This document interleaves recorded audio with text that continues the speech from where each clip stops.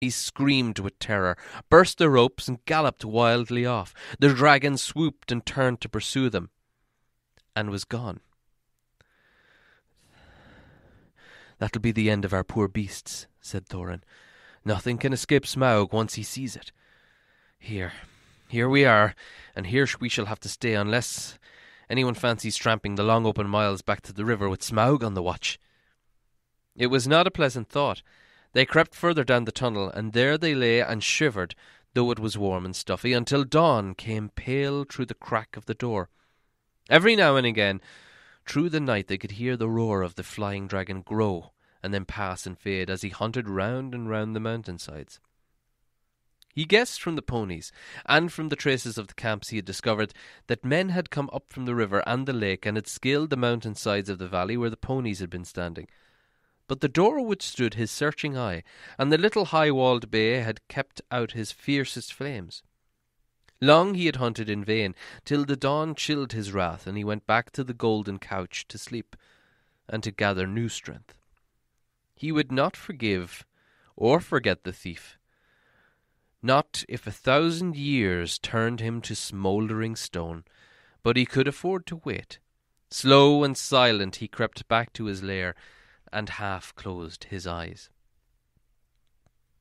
When morning came, the terror of the dwarves grew less. They realized that dangers of this kind were inevitable in dealing with such a guardian, and that it was no good giving up their quest yet. Nor could they get away just now, as Thorin had pointed out. Their ponies were lost or killed, and they would have to wait for some time before Smaug relaxed his watch sufficiently for them to dare the long way on foot. Luckily, they had saved enough of their stores to last them still for some time. They debated long on what was to be done, but they could not think of any way of getting rid of Smaug, which had always been a weak point in their plan, as Bilbo felt inclined to point out. Then, as is the nature of folk that are thoroughly perplexed, they began to grumble at the Hobbit, blaming him for what had first seemed so pleasing to them, for bringing away a cup and stirring up Smaug's wrath so soon. "What else do you suppose a burglar is to do?" asked Bilbo angrily. "I was not engaged to kill dragons, that's warrior's work, but to steal treasure. I made the best beginning I could. Did you expect me to trot back with the whole horde of Thror on my back? Is there any grumbling to be done, I think I might have to say? You ought to have brought 500 burglars, not one, if you wanted that. I'm sure it reflects great credit on your grandfather, but you cannot pretend that you ever made the vast extent of his wealth clear to me. I should want hundreds of years to bring it all up, if I was 50 times as big, and Smaug as tame as a rabbit." After that, of course, the dwarves begged his pardon. "What then do you propose we should do, Mr. Baggins?" asked Thorin politely. "Well, I don't know. I've no idea at the moment. If you mean about removing the treasure, that obviously depends entirely on some new turn of luck, or getting rid of Smaug. Getting rid of dragons is it's not in my line. I'll do my best to think about it. Personally, I've no hopes at all, and wish I was safe back at home." "Never mind that for the moment. What are we to do now, today?" "Well, if you really want my advice, I should say we do nothing. We just stay where we are. By day we can no doubt creep out safely enough to take in air. Perhaps before long 1 or 2 of us should be chosen to go back to the store by the river and replenish our supplies. But in the meanwhile, everyone ought to be well inside the tunnel by night. Now I will make you an offer. I have got my ring and will creep down here very soon. Then, if ever Smaug ought to be napping, and see what he is up to. That's what I'll do. Perhaps something will turn up. Every worm has his weak spot, as my father used to say, though I am sure it was not from his personal experience." Naturally, the dwarfs accepted the offer eagerly. Already they had come to respect little Bilbo. Now he had become the real leader in their adventure. He had begun to have ideas and plans of his own. When midday came, he got ready for another journey down into the mountain. He did not like it, of course, but it was not so bad as he knew, more or less, what was in front of him. Had he known more about dragons and their wily ways, he might have been more frightened and less hopeful of catching this one napping. The sun was shining when he started, but it was as dark as night in the tunnel. The night from the door, almost closed, soon faded as he went down. So silent was his going that smoke on a gentle wind could hardly have surpassed it, and he was inclined to feel a bit proud of himself as he drew near the lower door. There was only the faintest glow to be seen. "Old Smaug is weary and asleep," he thought. "He can't see me. He won't hear me. Cheer up, Bilbo." He had forgotten or had never heard about dragons' sense of smell. It is also an awkward fact that they can keep half an eye open watching while they sleep if they are suspicious. Smaug certainly looked half asleep, almost dead and dark, with scarcely a snore, or more of a whiff of unseen steam, when Bilbo peeped once more from the entrance. He was just about to step out onto the floor when he caught a sudden thin and piercing ray of red from under the drooping lid of Smaug's left eye. He was only pretending to sleep. He was watching, and he was watching the tunnel entrance. Hurriedly, Bilbo stepped back and blessed the luck of his ring. Then Smaug spoke.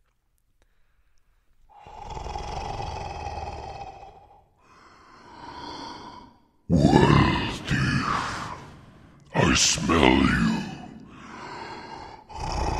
I feel your air, hear your breath. Come along. Help yourself again. There's plenty to spare." But Bilbo was not quite so unlearned in dragon lore as all that, and if Smaug hoped to get him to come nearer so easily, he was disappointed. "No, thank you, O Smaug the Tremendous," he replied. "I did not come for presents. I only wished to have a look at you and see if you are truly as great as the tales say. I didn't believe them." "Do you know?" said the dragon, somewhat flattered even though he did not believe a word of it. "Truly? Oh, truly! Songs and tales fall utterly short of the reality, O Smaug, the chiefest and greatest of calamities," replied Bilbo. "You have nice manners for a thief and a liar," said the dragon.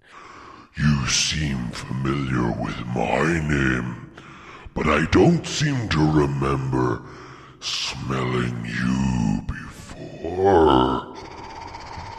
Who are you, and where do you come from, may I ask?"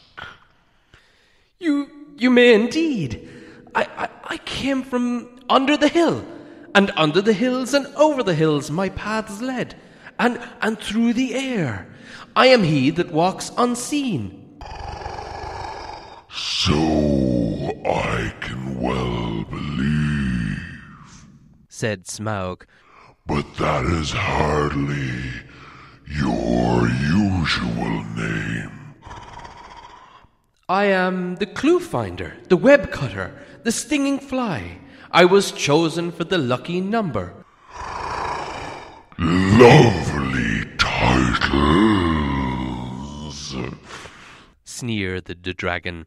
"But lucky numbers don't always come off." "I am he that buries his friends alive, and drowns them, and draws them alive again from the water. I come from the end of a bag, but no bag went over me." "These don't sound so credible," scoffed Smaug. "I am the friend of bears, the guest of eagles. I'm the ring winner and the luck wearer, and I am the barrel rider," went on Bilbo, beginning to be pleased with himself. "That's better," said Smaug. "But don't let your imagination run away with you." This is, of course, the way to talk to dragons. If you don't want to reveal your proper name, which is wise, and don't want to infuriate them by a flat refusal, which is also very wise. No dragon can resist the fascination of riddling talk and wasting time to understand it. There was a lot here, which Smaug did not understand at all, though I expect you do, since you know all about Bilbo's adventures, which he was referring to. He thought he understood enough, and he chuckled in his wicked side.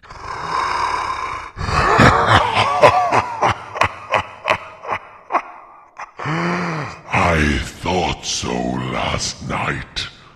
He smiled to himself. Lakemen!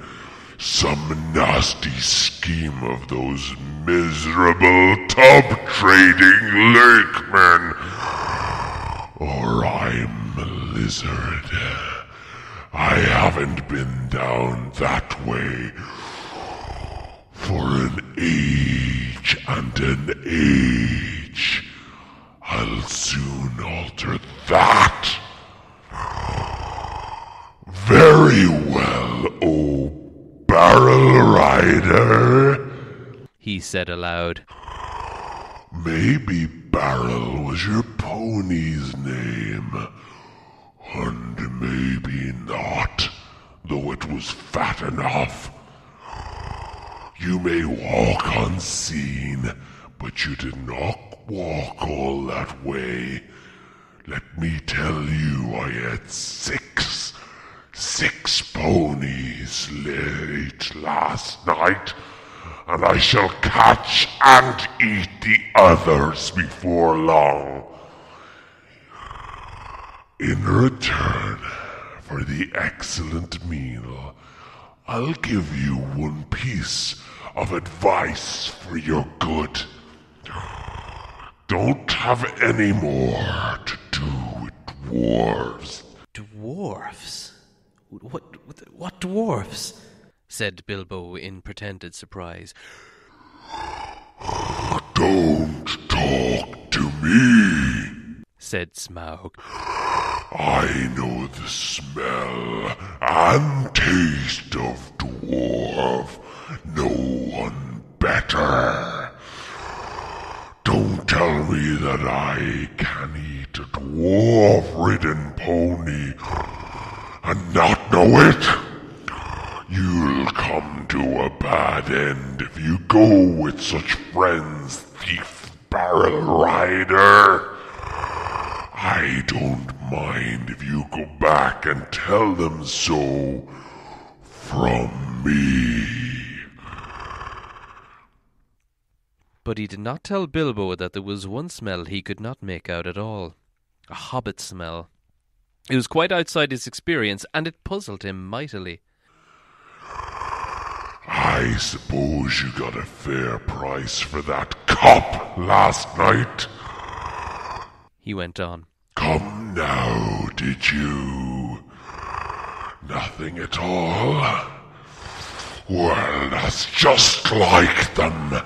And I suppose they're skulking outside. And your job, it's in here to do all the dangerous work and get what they can.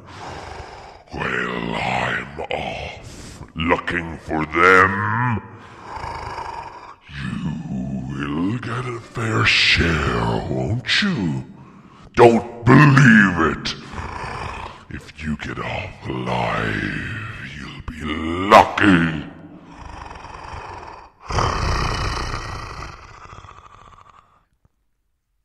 Bilbo was now beginning to feel really uncomfortable. Whenever Smaug's roving eyes seeked for him in the shadows, flashed across him, he trembled, and an unaccountable desire seized hold of him to rush out and reveal himself and tell all the truth to Smaug.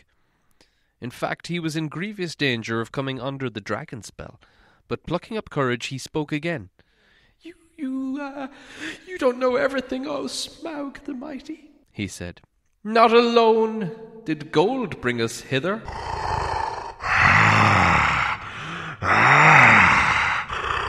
You admit to us, laughed Smaug. Why not just say us 14 and be done with? Mr. Lucky Number